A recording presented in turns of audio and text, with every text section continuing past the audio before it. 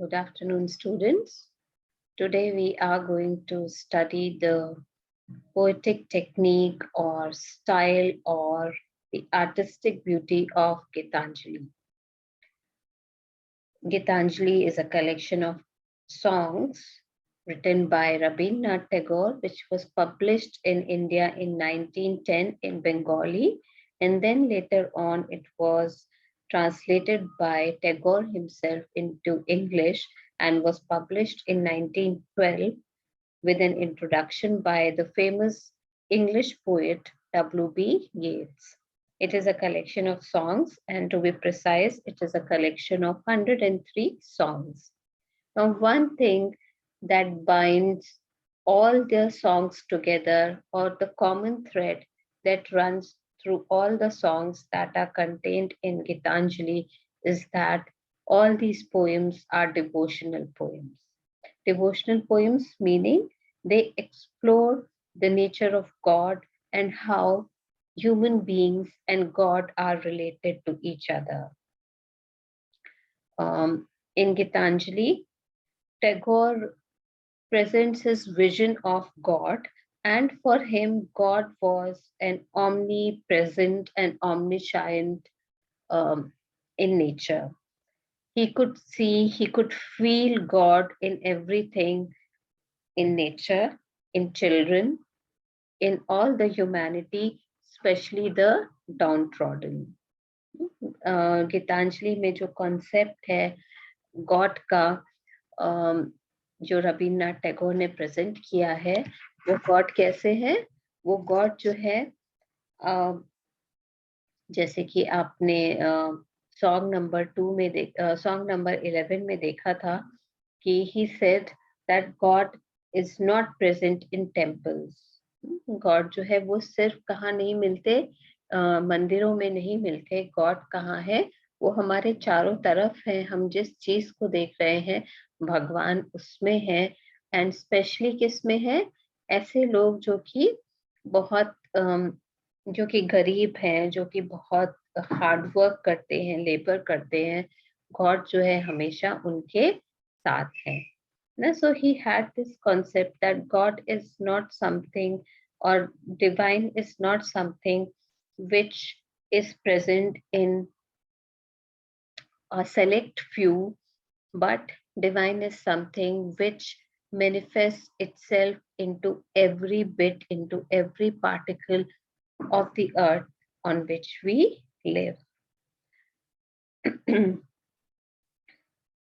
So through these songs, he tried to present his vision of God.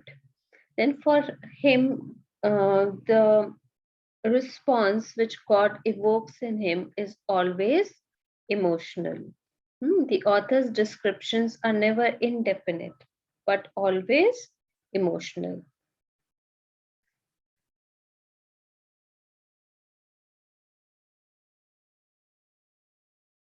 Then the other aspect of his mysticism or other aspect of his belief in God is that he does not believe in rituals.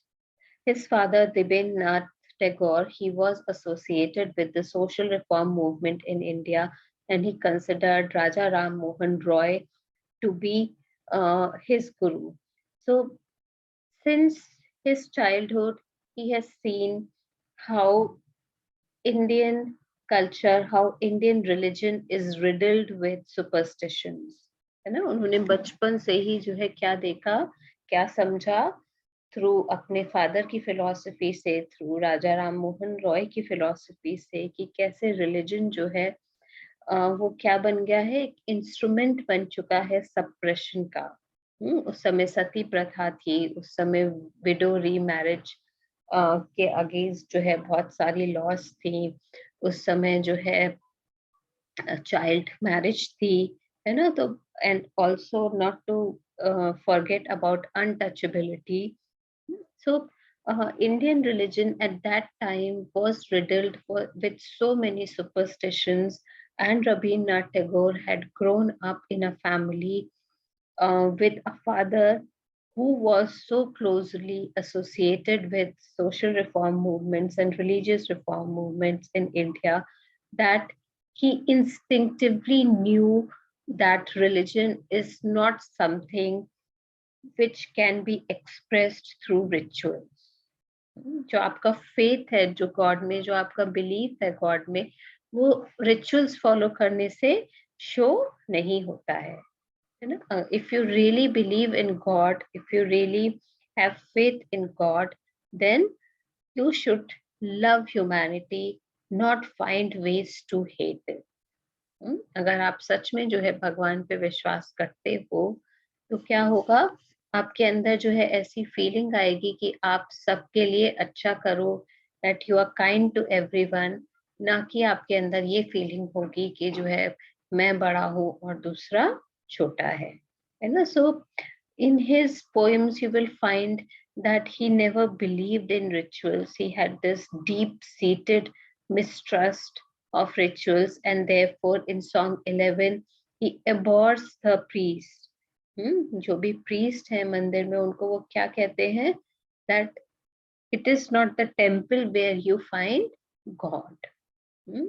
Your pure white clothes, they do not invite divinity, है ना, कि आपने बहुत जो है साफ सुथरे कपड़े पहने हैं, आप जो है भगवान के सामने का जो है भजन कर रहे हो, इससे क्या है आपको भगवान नहीं मिलेंगे. सो he also says that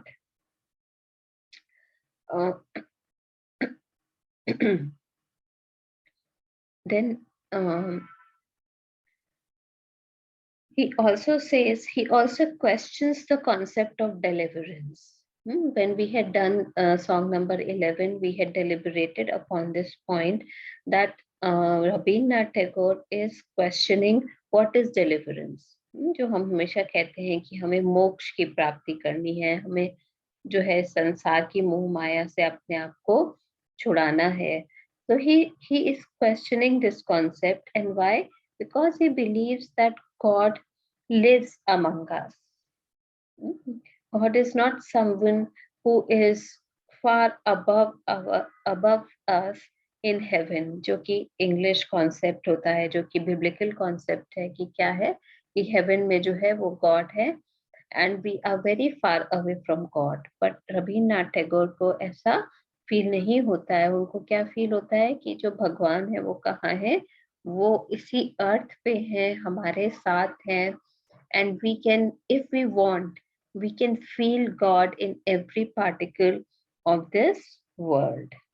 Therefore he is objecting to this concept of deliverance कि किस चीज से आपको deliverance चाहिए. मोक्ष की प्राप्ति को हम क्या कहते हैं कि हमें भगवान से, आत्मा परमात्मा से मिलती है, that is मोक्ष.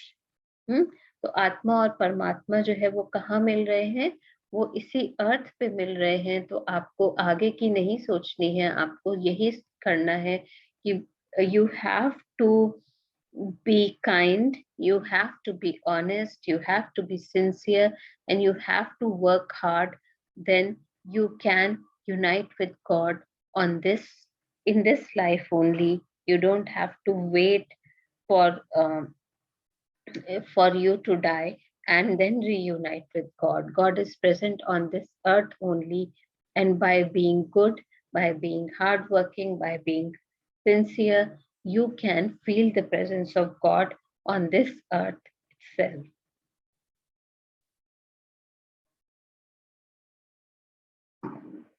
Then there is the question of the structure of the poems.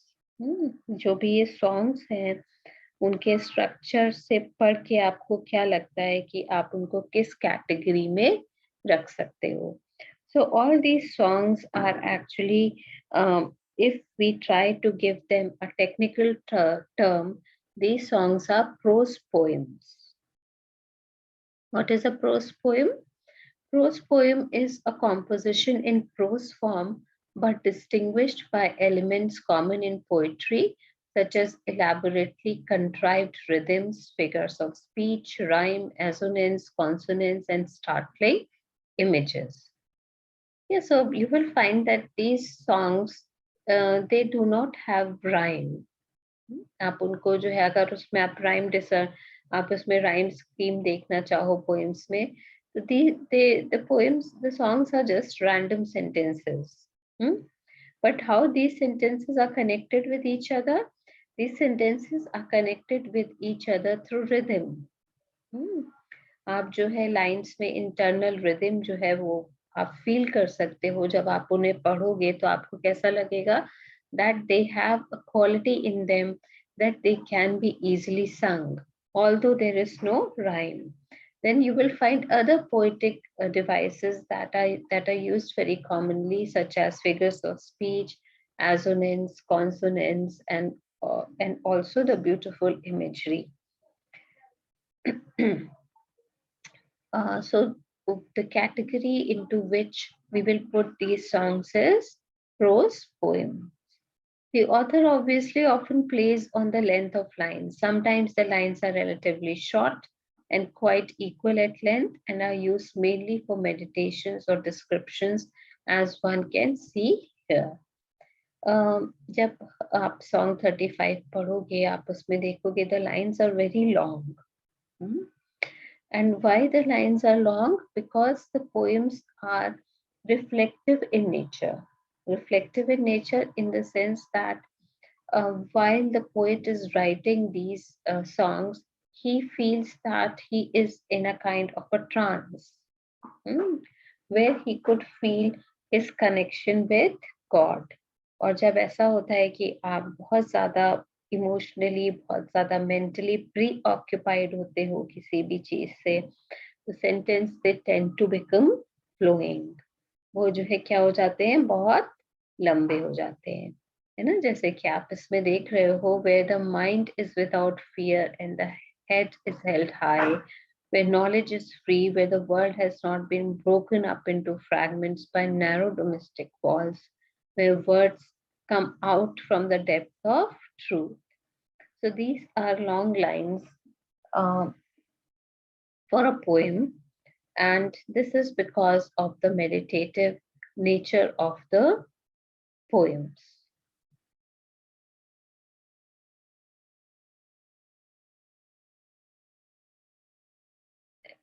And यहाँ पे जो है as an example first line जो है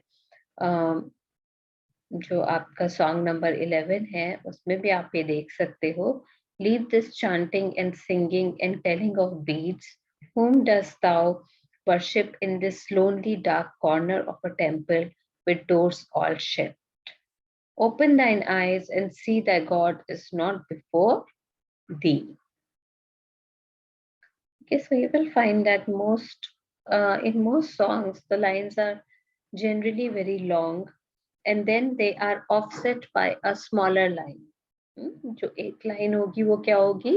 वो बहुत लंबी होगी, और जो दूसरी लाइन होगी वो क्या होगी? शॉर्ट होगी. Just to give them a coherent structure, where you will find a long line and then a short line, long line and then a short line.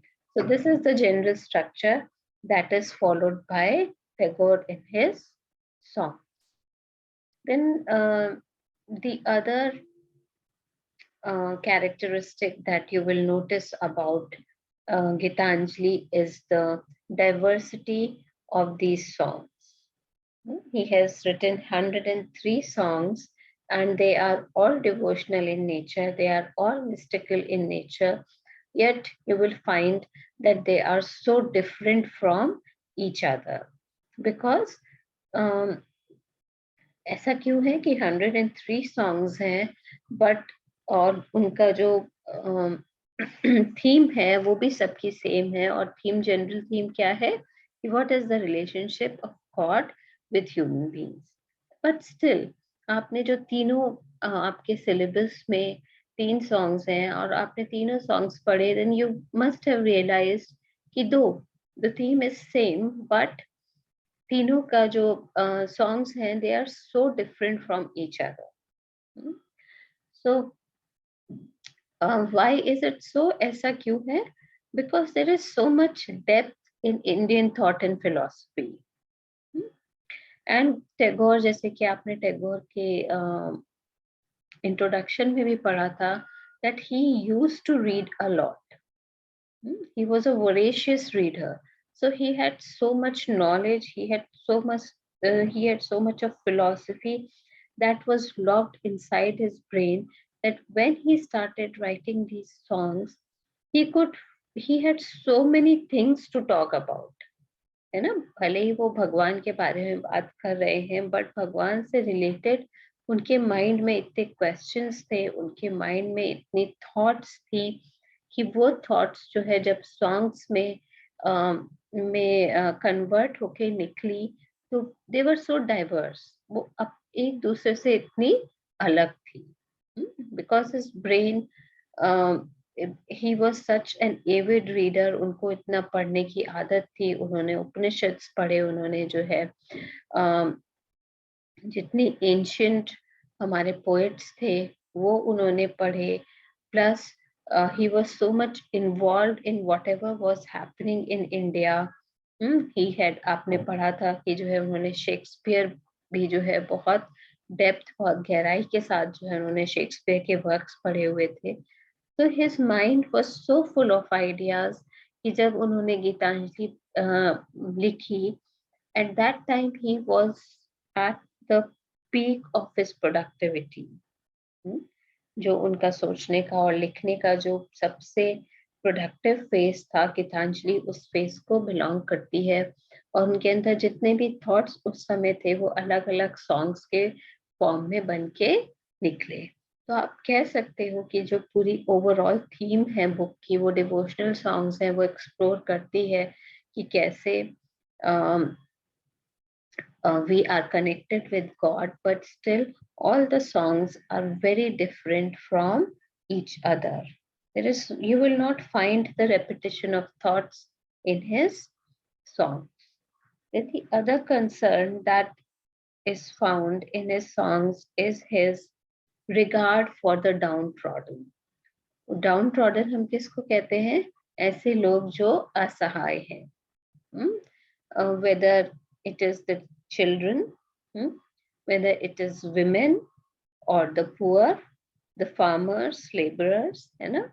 उन सब के बारे में जो अंडरडॉग्स है सोसाइटी के लिए, जो अपने आप अपने राइट्स के लिए नहीं बोल सकते, उनके लिए जो है रविन्द्रनाथ टैगोर ने अपनी बुक में अपने सॉन्ग्स के थ्रू बोलने की कोशिश करी है. For example, in song number 11, he chides the priest for seeking God in the seclusion of temples.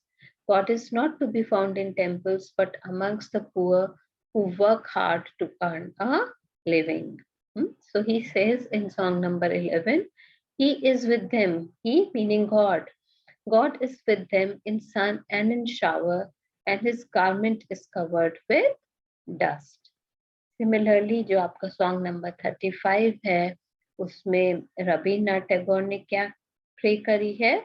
He wants that his land be free of all kinds of discriminations. उन्होंने बोला है कि जो है वो क्या, वो इंडिया को कैसा एनविजन करते हैं? ऐसा एनविजन करते हैं जहां पर कि कोई भी भेदभाव ना हो. Where there is no fear of being punished for speaking out the truth. जहाँ पे कोई डर नहीं हो किसी के मन में कि जो है अगर हम कुछ बोल देंगे तो क्या होगा, हमारे अगेंस्ट कुछ एक्शन हो सकता है ना. So you will find in all his songs his concern for the people who did not have a voice for themselves. Then talking about the imagery that is used in Gitanjali. Rabindra Tagore was very close to nature. उन्होंने जो है जितनी भी images use करी हैं वो generally इसीलिए कहाँ से आई हैं? They are the nature images. जैसा कि temperament रविन्द्रनाथ टैगोर का था, when he could see God in everything, he could also feel, he could also experience the beauty that was in nature. He could see beauty in everything around him. और बहुत सुंदर images इसलिए जो है रबीन्द्रनाथ टैगोर ने अपने सॉन्ग्स में use करी है. फॉर एग्जाम्पल जो आपका फर्स्ट सॉन्ग था, सॉन्ग नंबर 1, उसमें Rabindranath Tagore has compared a poet with a flute.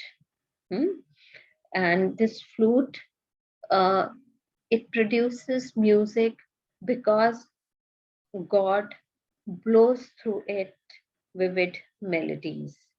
है ना. जो पोएट है वो क्या है, वो भगवान के हाथ में एक बांसुरी है, और जब भगवान जो है उसमें फूकते हैं तो क्या होता है, सुंदर सुंदर जो है वो सॉन्ग्स निकल के आते हैं. So it is a very beautiful image that was drawn from nature and used to describe the relationship between a poet and the god. Similarly, song 35 में आपने जो है बहुत पावरफुल इमेज देखी, और वो इमेज क्या थी, of a stream flowing across a desert, जहाँ पे कि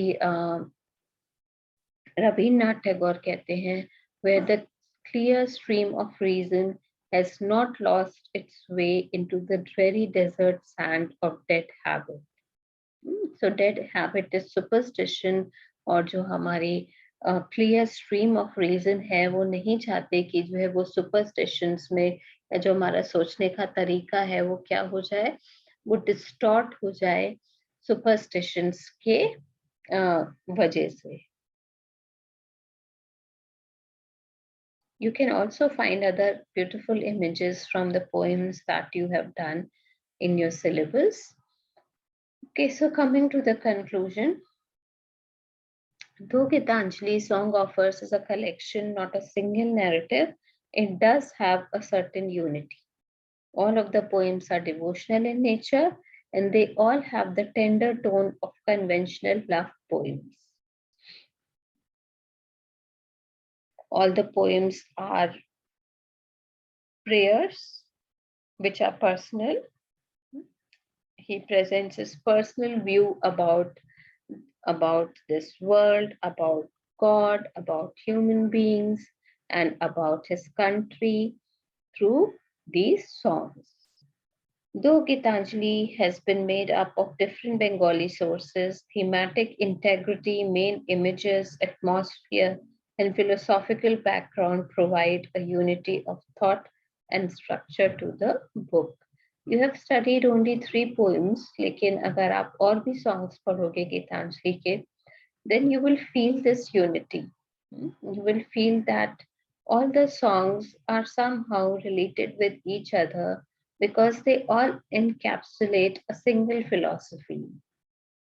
A philosophy of the universality of God, a philosophy of love and tenderness and kindness, and a philosophy that abhors all kind of suppression, oppression, and ritualism in Indian thought.